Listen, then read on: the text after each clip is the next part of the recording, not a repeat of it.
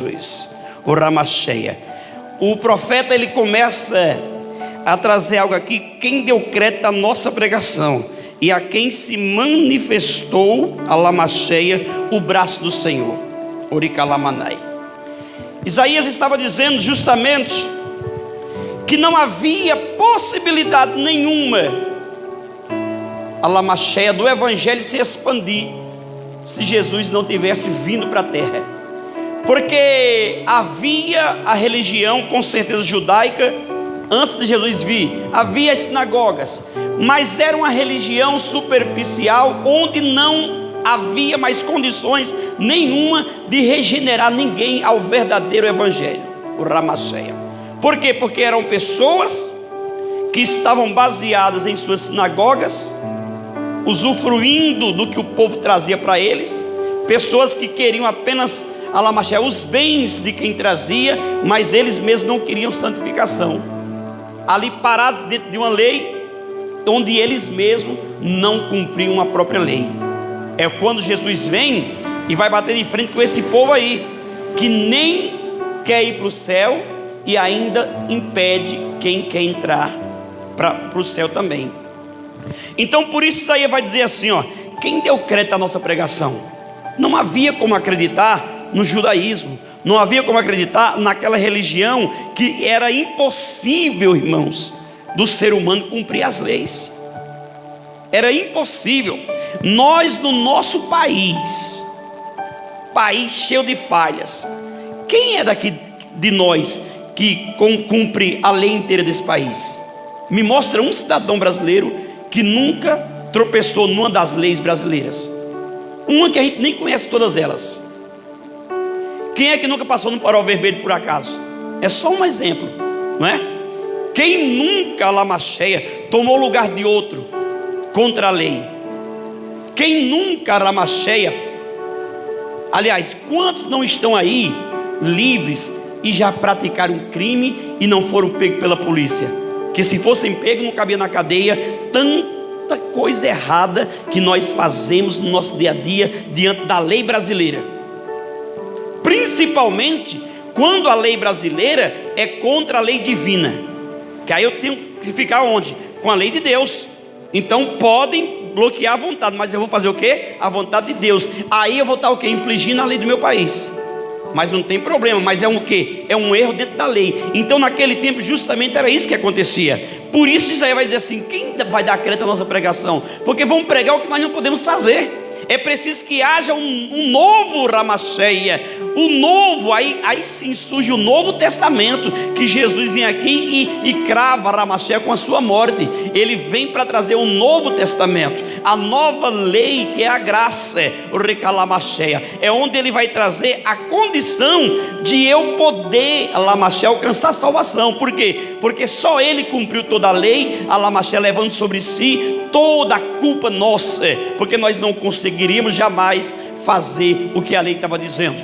E ele vai dizer aqui: porque foi subindo como renovo perante ele, como raiz de uma terra seca.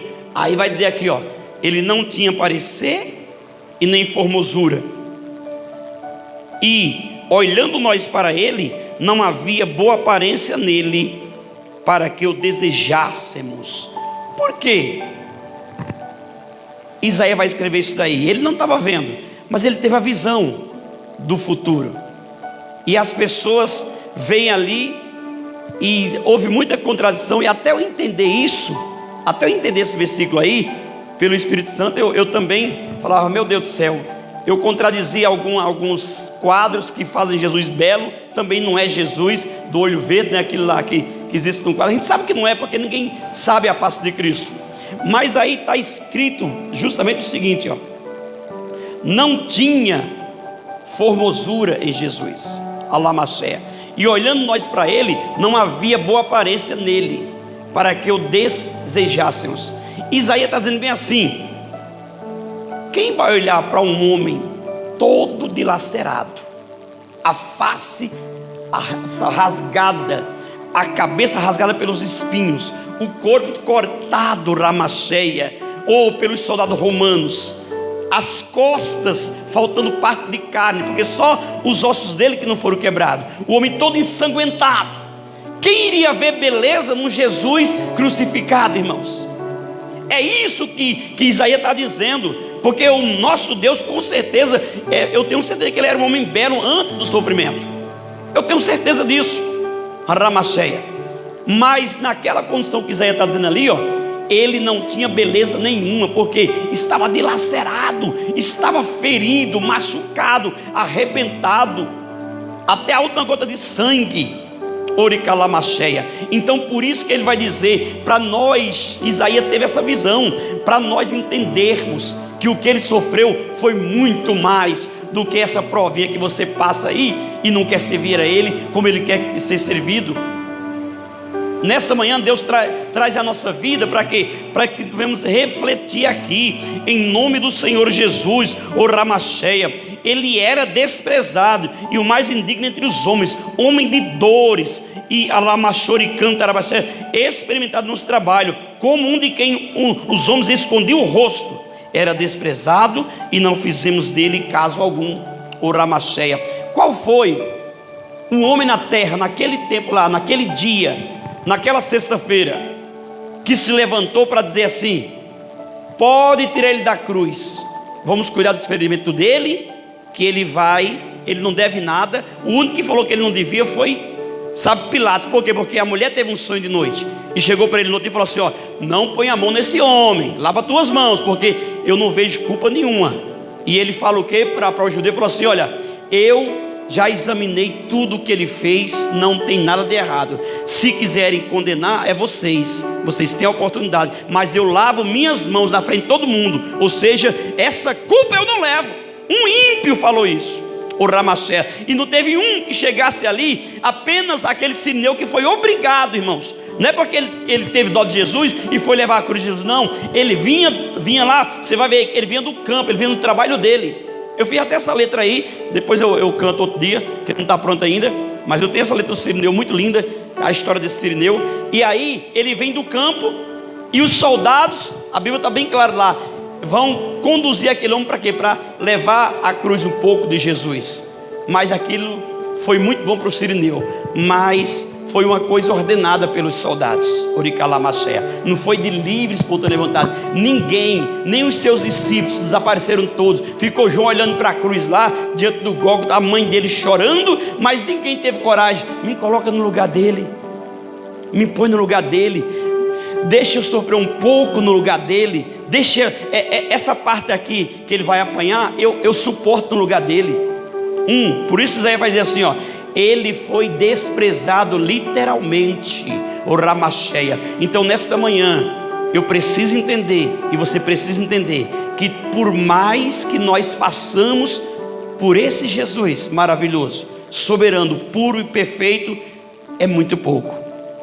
Mude a tua vida em nome de Jesus, os teus modos, as tuas palavras com o teu próximo. Mude tudo na tua vida em prol da tua salvação, porque esse tempo é passageiro. O Ramachuriande canta Ramanai. Daqui a pouco você não sabe se Deus pode te recolher, ninguém sabe, Recalamanai. Mas eu tenho a certeza que Jesus, ele volta todos os momentos para quem parte para a morte eterna ou vida eterna, o Ramacheia. Jesus já voltou para salvar ou para condenar. Para muitos nesse momento tem pessoas agora velando no cemitério da Vila Formosa e no Brasil e no mundo inteiro. Tem pessoas Alamachuriando de Cantaramanai que está nesse momento no leito do hospital ouvindo a última palavra do seu Alamachia parente, que está dizendo as últimas palavras. Alguns nem falam mais porque já estão em coma, mas de repente o aparelho é desligado porque não há mais o que fazer, e aquele aparelho para de funcionar, e alguém vem e leva o corpo para a pedra, para depois ir para o túmulo, para ser arrumado como a pó e cinza, como Deus falou, Alamachia. Pense nisso em nome de Jesus, porque como Salomão dizia, Alamachia, é muito melhor estar na casa do luto do que na festa, porque na festa todo mundo não está nem aí, na festa estão brincando, estão cantando, estão fazendo tudo, Alamachia, não quer nem vir embora da festa. Quando acaba é uma tristeza, né? Agora no velório é só choro, Alamachia.